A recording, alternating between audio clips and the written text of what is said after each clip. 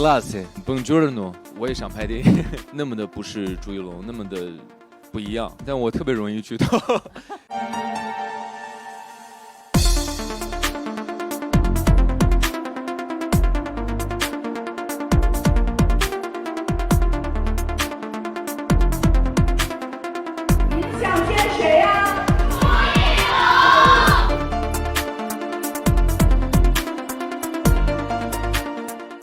欢迎来到欧莱雅值得说。谢谢洪刚老师。你好像不止我一个人在欢呼你来了，好像你有很多的朋友都在外头欢呼，要不要跟他们招招手吧 ？Hello。我是真是在来之前的话，把你演的《知否》彻底给看完了，谢谢，而且是非常认真看的。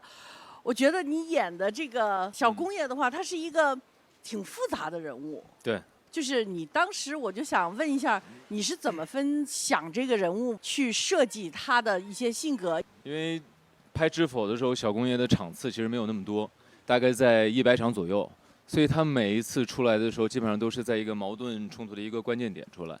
但是他过程生活去展现他琐碎的生活状态的时候，这些戏份又还挺少的，对，所以我就必须要尽量在每一场戏的时候，他出现的时候，把他之前没有展现出来生活状态的那段过程中在他身上所发生的事情，在那一场戏当中展现出来。所以你自己实际上在背后要准备的东西，比能够在这个剧里头体现的东西要多得多，对，是吧？对，应该要多准备一些。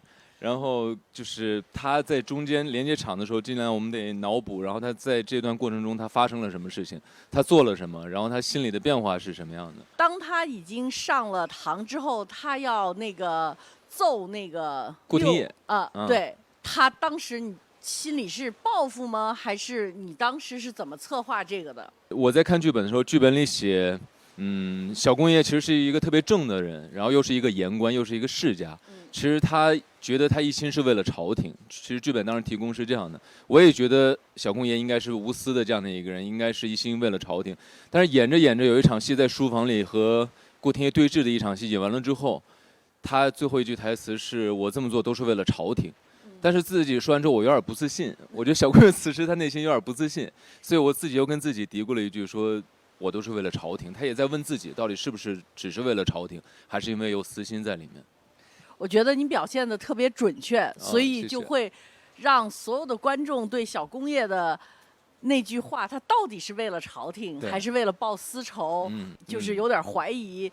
完了，就在这个剧里头的话，这个疑点留得特别好。下边有一件事儿有点难为我，你得帮帮我的忙哈。昨天还是前天刚上了一部剧，就是《我的真朋友》。对。刚刚开始播，对，刚开始。然后我们在海外呢，由于版权问题，我也看不了，可能就得麻烦你先不剧透的情况下讲一下这个剧是咋回事儿。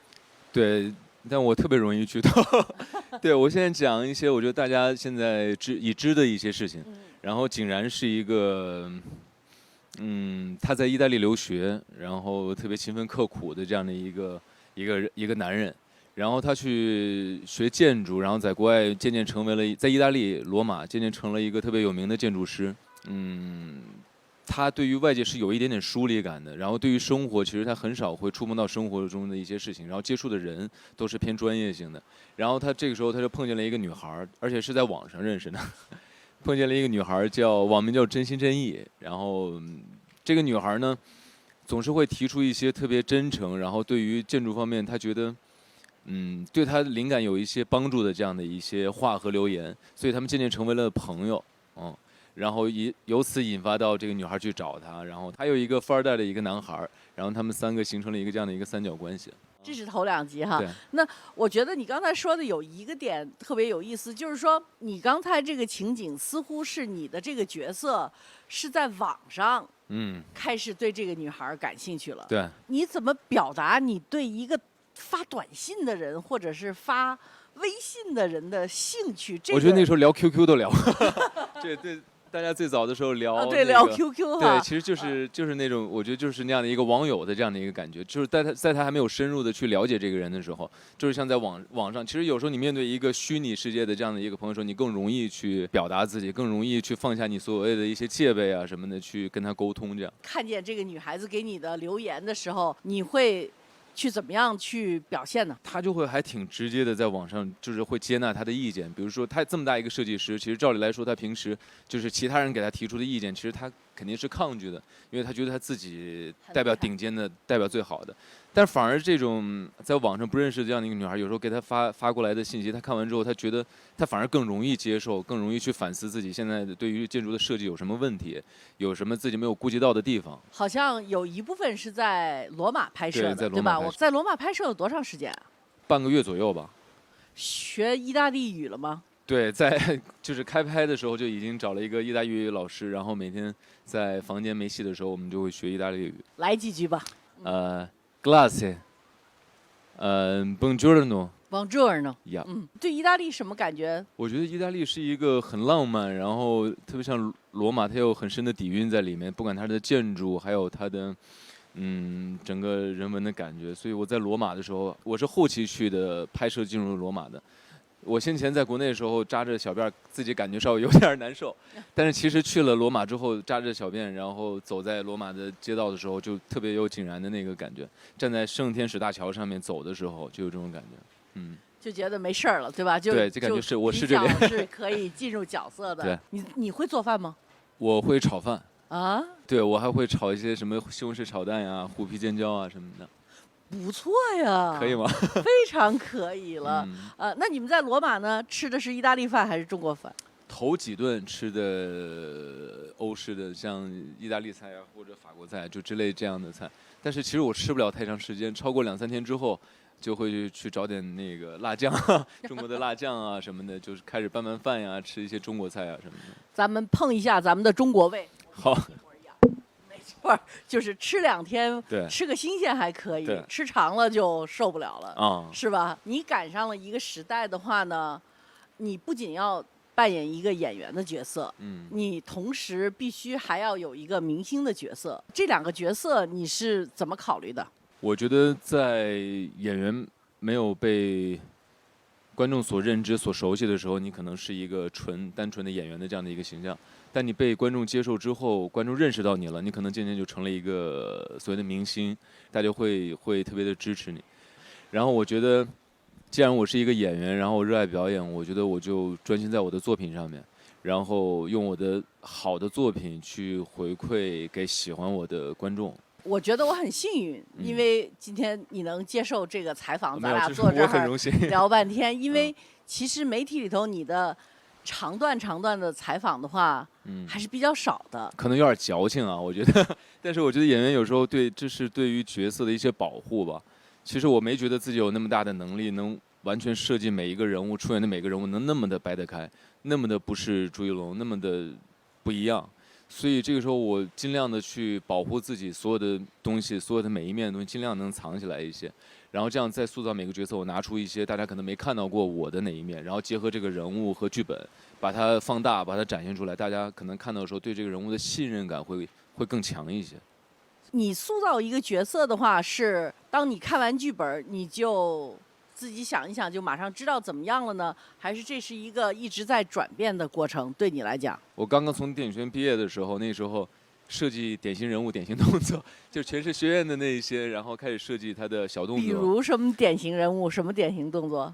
比如说他特别浪荡一些啊，然后比较那样的夸夸子弟这样感觉，我有时候给自己设计个小酒壶啊，随身带个小酒壶，没事喝酒啊什么的。这是我刚开始的时候创作初期的时候喜欢去找这些。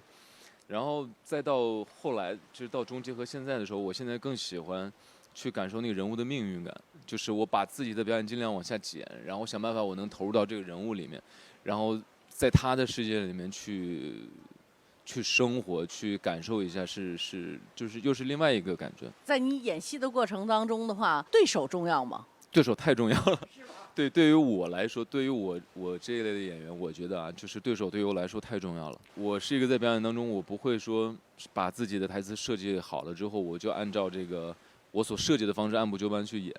我特别喜欢跟对手交流，每个演员他的表达方式和他所饰演的方式都不同，对于角色的塑造，所以两个人之间灵光一现的那些东西就特别有意思。你会去适应他吗？会，我会不断的去调整。其实每一部戏最后呈现的一个角色，其实可能跟刚开始你自己看剧本的时候心里那个形象肯定是有出入的。你去定完妆之后，然后见导演，然后大家聊剧本，聊完之后到最后拍摄，这一天拍摄这场戏的时候，你的心情、今天的戏量，然后所有的事情综合起来之后，才成为了最后出现的这样的一个角色。你还是挺享受这个作为演员的这个行业的，对吧？对，我很享受，就是生活当中自己我就是这个样子，我的可能性可能会比较少一点。但当你变成别人的时候，他的生活状态，然后对于他看待这个世界的眼光，然后他生活的那个规定情境、规定环境里面，就会有很多不一样的东西。我觉得所有的好的演员在自己的生活当中，实际上都是比较内敛的一个人。我觉得不刻意吧，就是我不是刻意的内敛，我不想把自己刻意的生活自己改变成一个，就尽量是自己在生活中能保持一个本真的这样的一个自己。你马上还有另外一部《盗墓笔记》重启。对，重启要开始了，那是一部打戏吧？那部其实是一个属于类型片、冒险题材的这样的一个戏，很多动作戏。很多动作是吧？对，那你肯定是在棚里头，吊着那个什么威亚是吧？那是不是特别累啊？威亚其实我已经克服了。怎么克服的呢？其实你就是心理上的一个障碍，你得信任帮你拉威亚的威亚师，然后因为你很多动作的时候它是落地离地其实很近，然后你需要一个近乎于自由落体的这样的一个状态之后，掉下来之后离地很近的这样一个状态。如果你心里害怕或者抵触的话，你在空中你动作就会变形，然后你接地的时候，你其实反而容易产生危险。你想用手去碰啊，想用脚去碰，你反而你还不如就相信他。你恐高吗？我不恐高。你不恐高这个是还好。刚开始我原来拍威亚的戏，我看人家飞来飞去，觉得很轻松的感觉。但实际上你一吊威亚，男生吊威亚很难受。然后起来的时候，你的腰要绷住劲儿，然后你身体怎么协调，在威亚上怎么运动、怎么动，其实也是个技术活，我觉得。一天威亚下来，应该是超级消耗体力。对，然后走路都得叉着腿走。天哪，就跟骑了一天马差不多。对，一样的感觉。好的，到戛纳来的话，刚刚放演了一部中国电影《南方车站的聚会》啊，对，是胡歌主演的。你想演电影吗？对，我也很喜欢胡歌。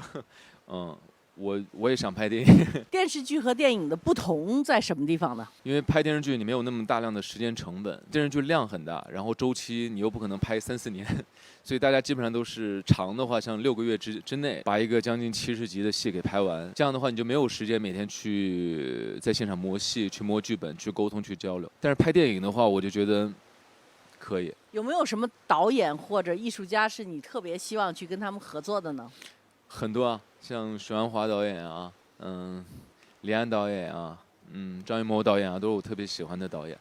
我可以给你转告许鞍华导演。好，谢谢。最后的话，想问一下，你和欧莱雅是怎么结缘的呢？我觉得欧莱雅好多品牌精神，然后还有他的一些，我特别赞同，我也特别喜欢。然后他们对于时间的雕刻，对于气质上，我觉得还大家比较符合。跟你的演戏，我觉得是有相似的地方，就是都是还很刻苦的去做很多功课的，对吧？有一个问卷哈，叫普鲁斯特问卷，是测人的性格的。我们抽了几个问题，我们测验测验你，可以吗？行。普鲁斯特问卷是一个测试人的性格的问卷，之所以叫普鲁斯特，是因为法国文学家普鲁斯特在回答问题的时候，把自己的性格全部暴露出来了。我们现在就用这个问卷来测一测我们的嘉宾。你最希望拥有哪种才华？快速学习的才华。你最喜欢的职业是什么？演员。你享受的是什么？塑造人物这一个过程。最喜欢男性身上的什么品质？担当。你使用过的最多的单词或者词句是什么？还好吧。还好吧。对，还好吧。还好吧。还好吧。能不能给我们表演一个小品？表演一个小品。对。你是个理发师。然后呢，你的仇人突然间出现在你的理发店里头，然后他要你给他刮胡子，好吗？行。你选一个带胡子的仇人上来，导演。